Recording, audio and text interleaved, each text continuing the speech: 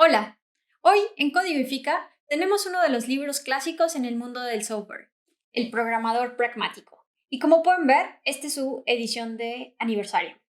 En su primera edición abría con esta frase que prometía convertirte en un mejor programador y ayudarte a ti como individuo a hacer un mejor trabajo. Así que 21 años después, esta promesa se cumplió. En la actualidad, ¿vale la pena leer este libro? Pues de eso estaremos hablando el día de hoy. Acompáñanos.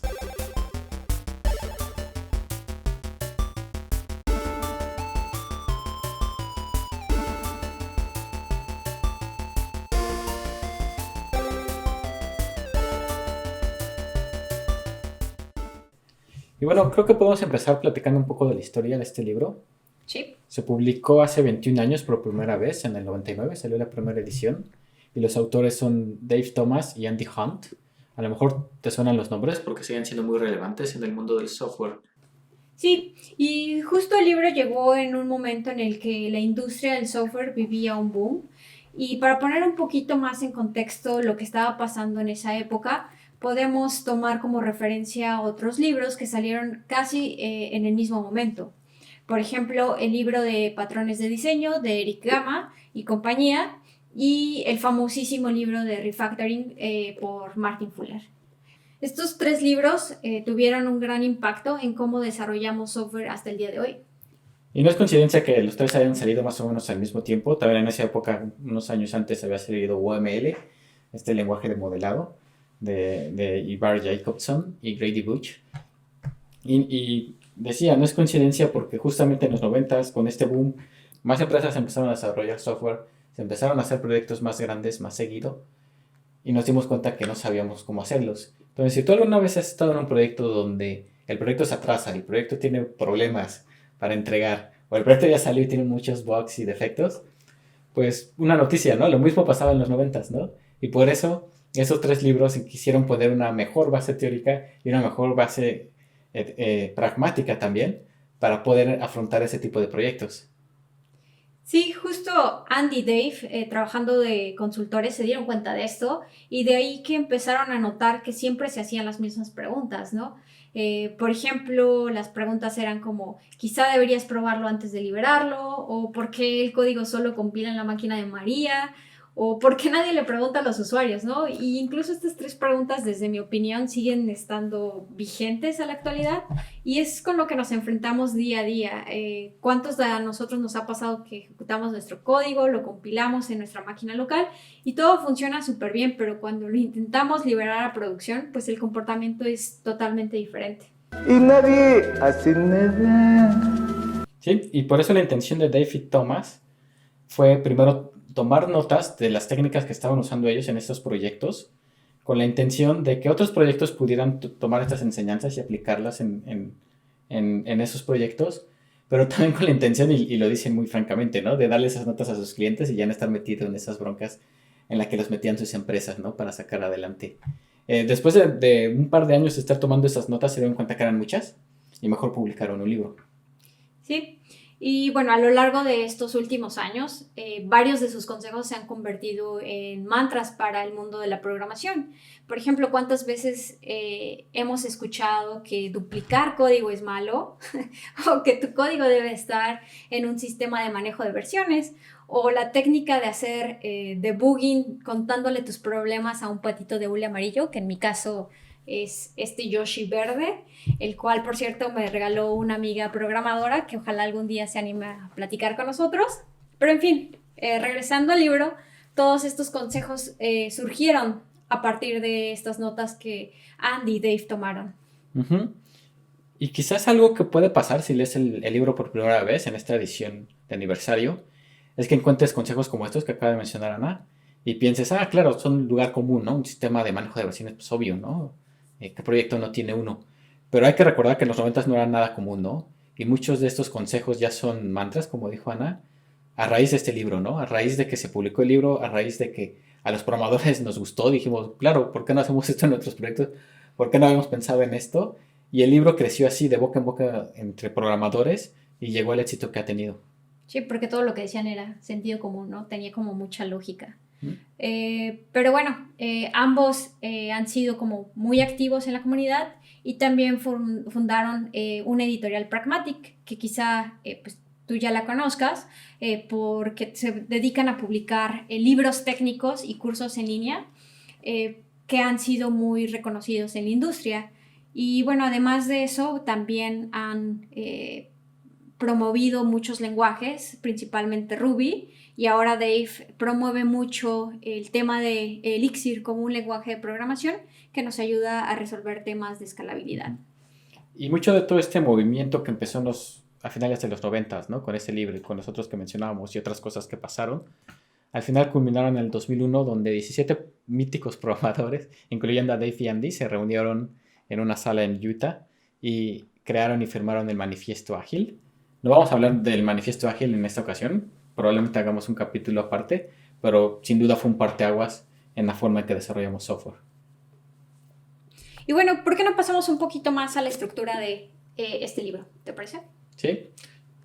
Creo que algo interesante del libro es que es muy pragmático, y ellos lo dicen. No querían hacer un libro de teoría, como ese libro de diseño de patrones, ¿no?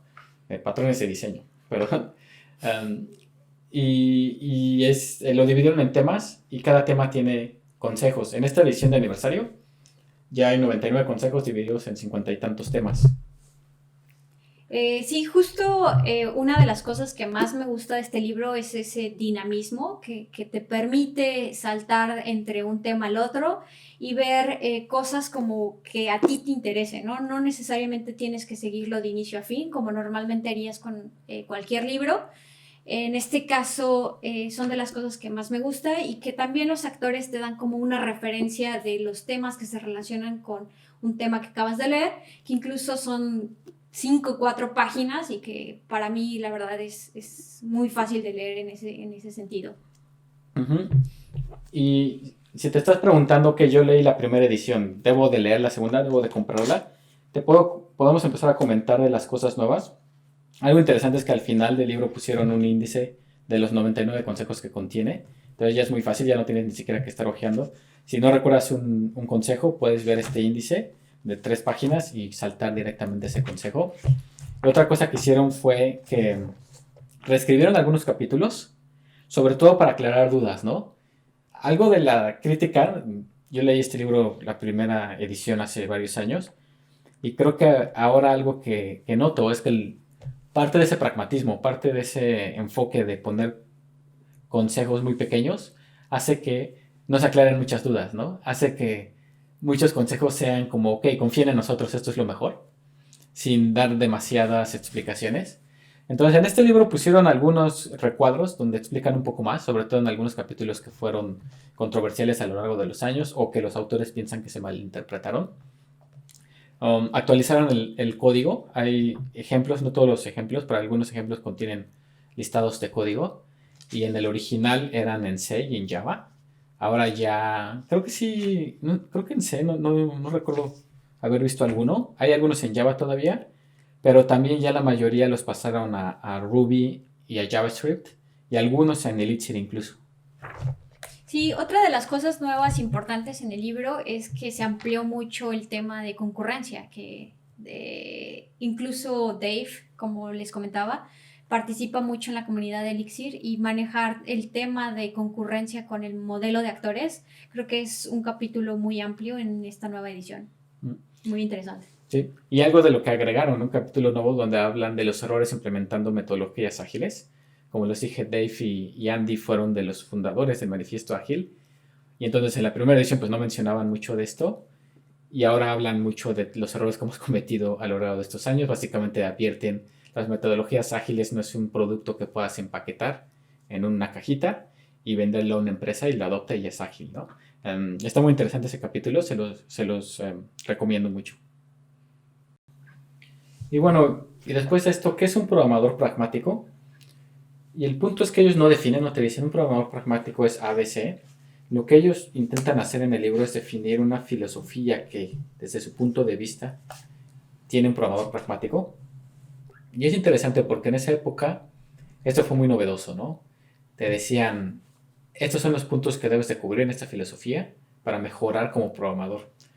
Y son 5 puntos, cada punto tiene su conjunto de consejos. No vamos a repasarlos todos aquí, vamos a a ver nada más un poco por encima de ellos.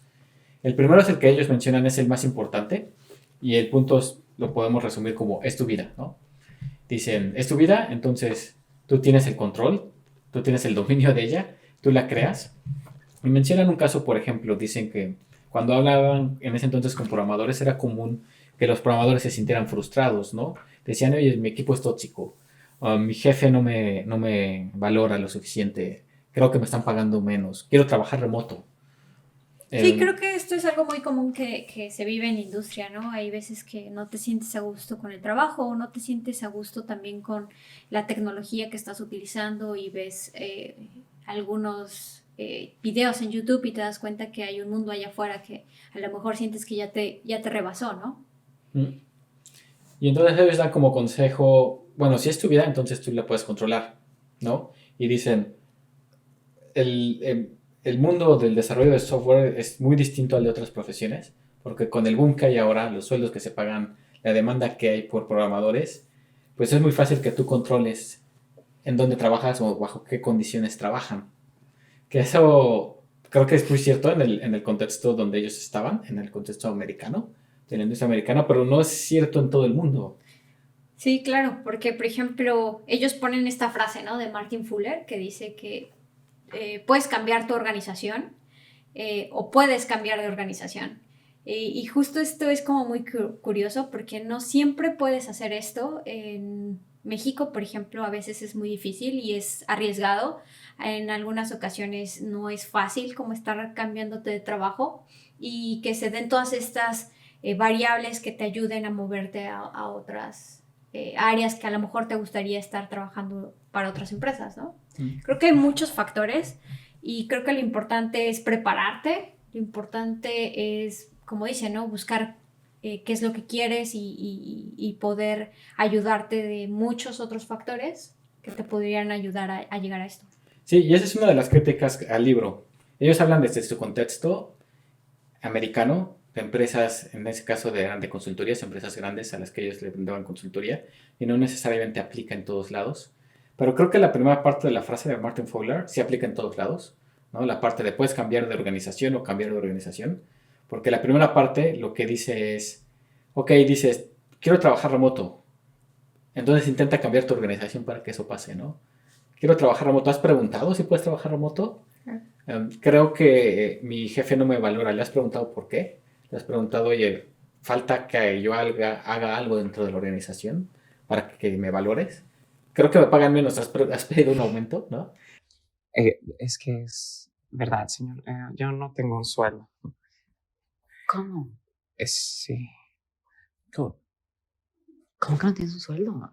O sea, me estás diciendo que en todo este tiempo nunca te hemos pagado, güey. ¿Y por qué chingados no me dijiste, güey? Porque, pues, no quería molestarlos, señor. Sí. Ay, Huguito. Como segundo punto, ellos también hablan de ser responsable, ¿no? También en el sentido de tus acciones y cuando tienes que dar noticias negativas hacia tu líder de proyecto o hacia cualquier persona de tu organización, ¿no? Y creo que eso me gusta mucho algo que dicen. Dicen, cuando hablamos, y otra vez hablando de ellos en lo fundamental, ¿no? Cuando hablamos con programadores, a menudo vemos que están frustrados y a menudo le echan la culpa a otros o a otras cosas, ¿no? Ni siquiera personas dicen cosas como, no, es que el lenguaje de programación que uso no sirve, ¿no? Es una basura, ¿no? O mi proveedor es muy malo y me entregó mal. O mis compañeros son tóxicos.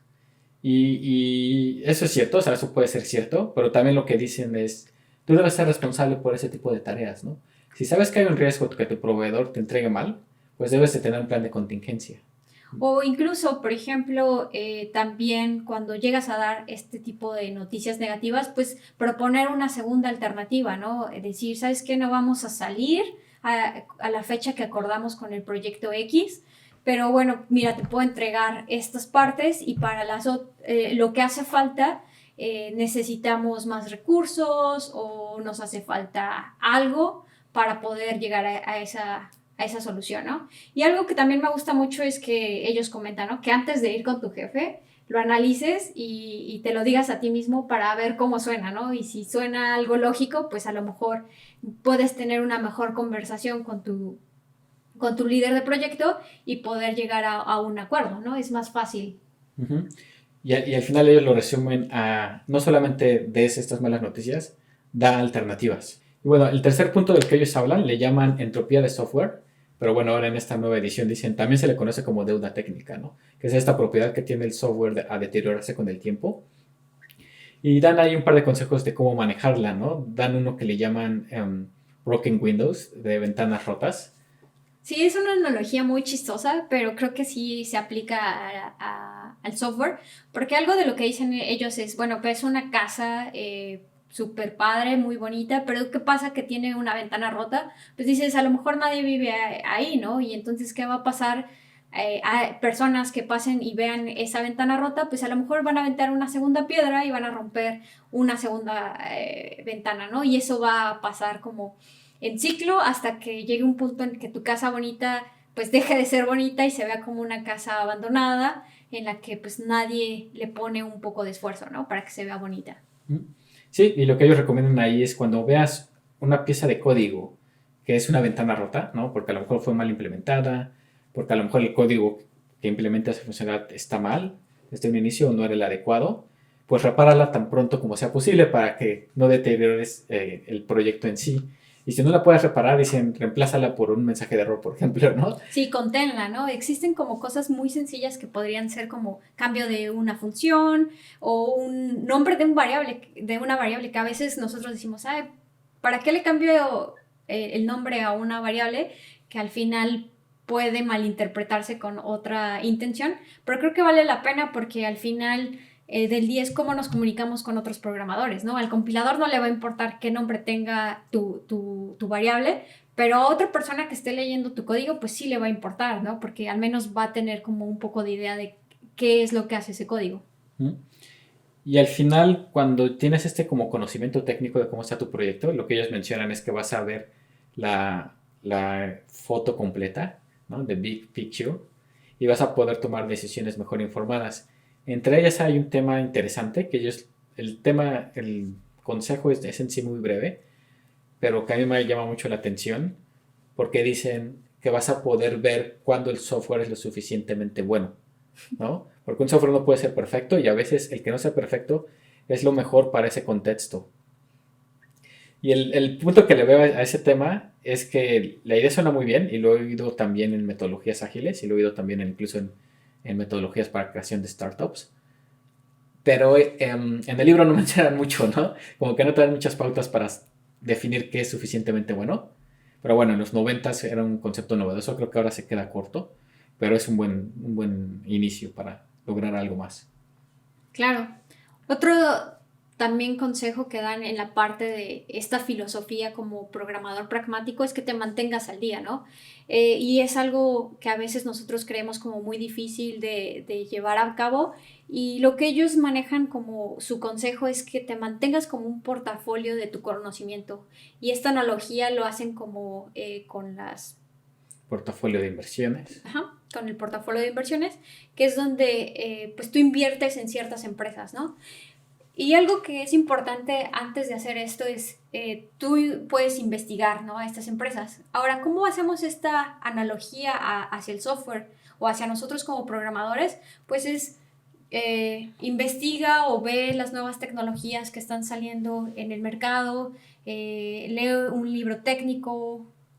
Hay varios consejos que dan ellos en este tema, ¿no? Sí, dan consejos, por ejemplo, como invierte en tu portafolio, dedícale tiempo, y dicen tiempo libre porque normalmente eso no te lo va a pagar tu empresa, que ahí yo no estoy de acuerdo, creo que también es una inversión para tu empresa. Dan otras como, por ejemplo, invierte en tecnologías emergentes que piensas que se pueden volver populares, y ellos hicieron eso exactamente con Ruby. Sí. Ellos fueron de los que empezaron a promover Ruby antes de que se volviera muy popular y después capitalizaron eso vendiendo cursos y libros, y ahora lo hacen con Elixir exactamente igual. Y también mencionan otra cosa como tips muy concretos, ¿no? El que dices de lee un libro técnico al mes, pero también te dicen participa en comunidades de tecnología, lee libros no técnicos de vez en cuando, también es bueno. O cosas como toma clases o o cursos también de vez en cuando. Sí, y ahora con esta conectividad online que tenemos, pues ya es más fácil, ¿no? Ya hoy en día nos encontramos muchos canales de YouTube que pueden ayudarte a aprender X o Y tecnología y que te pueden ayudar a evolucionar estas tecnologías que tú ya tienes. El último punto que ellos mencionan en esta definición de programador pragmático o de filosofía pragmática, le llaman comunícalo, ¿no? Dicen el inglés, porque obviamente ellos hablan inglés, pero en nuestro caso sería el español, es como un lenguaje de programación más, entonces tienes que practicarlo, tienes que mejorarlo y tienes que saber cómo comunicarte con el resto de tu equipo y el resto de tu organización. Y bueno, esa es la parte de qué es ser un programador pragmático. El resto del libro son estos 99 consejos divididos en varios temas. Elegimos uno para hablar aquí, que es quizá el concepto más popular que salió de este libro y es el concepto de DRY, Don't Repeat Yourself. Normalmente se dice que es evitar la duplicación en el código, pero en esta nueva edición hacen el acotamiento, que realmente ellos se refieren a evitar la duplicación de conocimiento, ¿no? Ellos lo que quieren hacer es que cada pieza de conocimiento debe tener una sola representación en un proyecto. Y mencionan, hay casos de duplicación de documentación, donde hay una función cuya documentación dice lo mismo que está haciendo la función, entonces puedes eliminar la documentación. O mencionan como un caso interesante, ¿no? Si a nosotros nos gustan cosas como OpenAPI, donde el conocimiento de cómo invocar a un servicio REST está en una especificación, en el caso de OpenAPI es un YAML, y puedes generar el código a partir de ahí, entonces el conocimiento está en un solo lado. Y mencionan, si estás en un proyecto y no están usando algo como OpenAPI, implementalo. Sí, y como bien lo comentas, esta duplicación pues existe a varios niveles, ¿no? Pero vamos a hablar en particular de una, que es la parte de repetición a nivel código. Ok, vamos al código, a lo que nos gusta. Este ejemplo lo tomamos directamente del libro y es una función que imprime el balance de una cuenta. Lo importante resaltar aquí es que se repiten dos conceptos.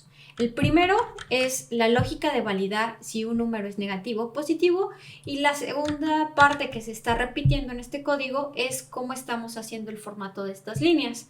Como pueden ver, tanto la impresión de débitos, créditos, fees y balance indica una indentación y unos espacios en la impresión de esa línea. Ok, repasemos entonces la solución que los autores proponen. Este ya es el archivo que contiene el código refactorizado y como podemos ver a simple vista seguimos teniendo nuestra función imprimir balance, pero ahora ya no es la única que existe en el archivo. Ahora tenemos un conjunto de funciones que son auxiliares para resolver los problemas de duplicidad de código. Por ejemplo, una de las cosas que decíamos que se duplicaba era el formato de cómo se imprimía cada línea. Ahora tenemos una función auxiliar que va a hacer que todas nuestras líneas estén bajo el mismo formato, ¿no? Ahora le estamos pasando un label y un value para que todas estén en el mismo formato. Y finalmente nuestra lógica de validación de número positivo o negativo está en una función igual auxiliar. ¿Qué te parece esta solución, Erika? Sí, este es un claro ejemplo de cómo evitar duplicar código y cómo evitar duplicar conocimiento, que es lo que ellos quieren con este concepto de DRY. Y el hecho de abusar de este concepto ha llevado a abstracciones prematuras, ¿no? Y hay dos críticas interesantes. Una que es, curiosamente, de Martin Fowler en su libro de Refactoring. Obviamente no era una crítica porque se leen más o menos al mismo tiempo, pero que ofrece un argumento interesante. Dice que si ves, le llaman la regla de 3, que si ves código duplicado, no lo abstraigas en una función a menos que lo veas duplicado 3 veces, como mínimo, ¿no? Lo que quiere decir es que si lo ves duplicado como 2 veces, no lo muevas. ¿Por qué? Porque puede ser que estás abstrayendo de forma prematura, puede ser que ese código todavía va a evolucionar más y va a cambiar y no conviene meterle una función que después vas a tener que quitar. Y la otra crítica interesante ocurrió en el 2016 por Sandy Metz, una programadora del mundo Ruby, que dio una charla sobre ello y escribió un blog post. Y básicamente se puede resumir en la duplicación es más barata que la abstracción incorrecta. Lo que dice Sandy Metz es, cuando veas código duplicado, como después de leer The Pragmatic Programmer y de todos estos linters que te avisan que tienes copy-paste en tu código, tu primera reacción es, le voy a sacar una función, ¿no? Vamos a poner ejemplo. Le voy a sacar a esta format amount. ¿Cuál es el problema de sacarlo aquí? que quizás todavía es muy pronto para saber si es la abstracción correcta. Quizás es muy pronto para saber si esto realmente se está refiriendo al mismo concepto, ¿no? Por la abstracción correcta nos enfocamos en el mismo concepto. Y pone el ejemplo, imagínate que aquí tienes este format amount, ¿no? Entonces aquí lo que puede pasar es que ya tienes format amount y ya funciona bien, está formateando a 2 decimales y está poniendo un símbolo de menos si es negativo y un espacio si es positivo. Imagina que mañana te dice a tu cliente, ¿sabes qué? En credits no quiero que esté a 2 decimales. Por alguna disposición interesante, ahora credits tiene que estar a 5 decimales. ¿Qué harías en un caso como eso? Pues dices, está muy fácil, ¿no? Me voy aquí a format amount, pues nada más agrego aquí otro campo que se llama, no sé, décimas, ¿no? Y ese campo, pues le va a pasar el número de decimales, ¿no? Y como estoy usando Ruby, incluso podría inicializarlo a 2 por default, ¿no? Y ya con eso no hay problema. En el caso de créditos le puedo pasar aquí 5 y bueno, obviamente sustituir ahí en donde dice 10.2 por decimales y listo. Y después, ¿qué pasa, no? Mañana te dicen, oye, ¿sabes qué? En el caso de los negativos, en el tema del balance, en lugar de ponerle un menos, le vas a poner otro símbolo por disposición oficial. Entonces tienes que estar agregando más y más campos, parámetros a tu función. Y eso es lo que dice ella, que eso es más caro que tener código duplicado, ¿no? Básicamente su consejo es, si no sabes si es la abstracción correcta, no lo hagas. Va a ser más barato cambiar el código duplicado que andar cambiando esta función en todos lados, donde es llamada. Sí, creo que es algo que pasa muy a menudo y incluso terminas con 8 parámetros en una misma función, ¿no? O terminas con ifs y condicionales o comandos que de repente yo he visto que ciertas personas utilizan, en el que incluso le dicen, pues este es de un tipo, y empiezan a hacer como que más complejo la solución en sus funciones, ¿no? Y entonces ya se rompen otros conceptos que incluso también se abren en el libro, ¿no? Uh-huh.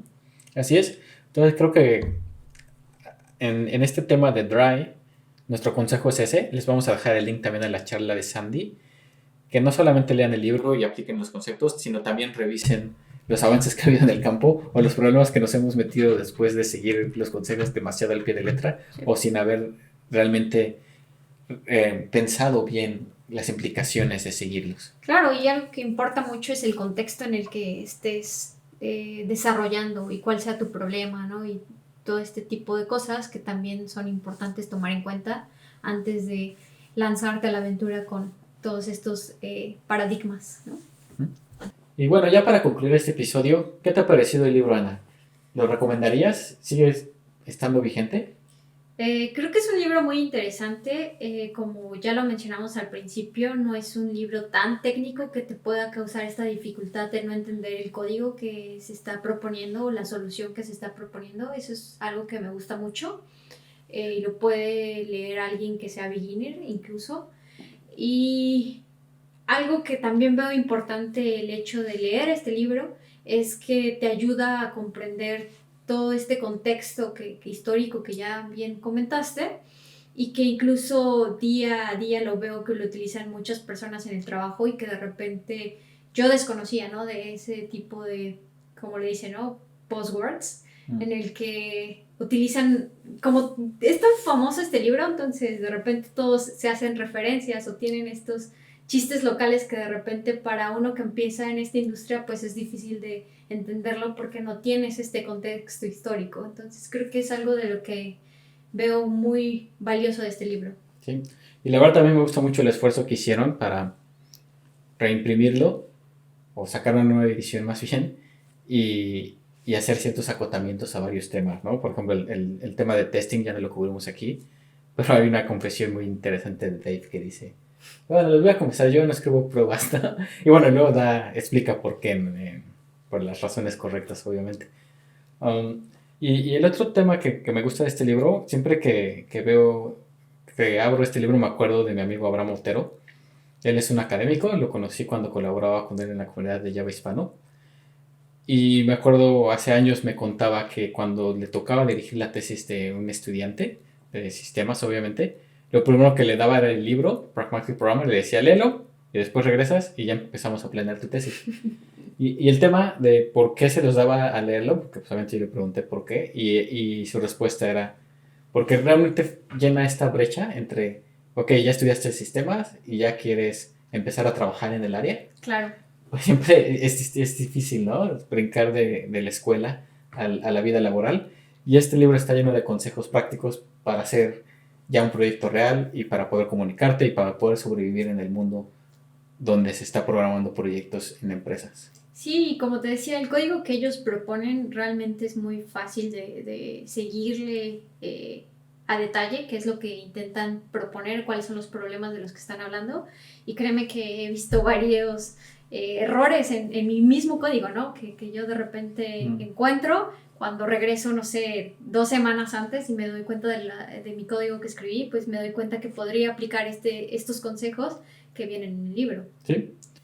Y bueno, si ustedes ya lo leyeron, déjenos un comentario, cuéntenos qué les gustó, qué no les gustó. Si quieren venir aquí y platicar de alguna sección en específico o discutir de alguno de los temas que tocan el libro, aquí están las puertas abiertas. Sí, adelante. Y bueno, eso fue todo. Nos vemos la siguiente edición. Gracias.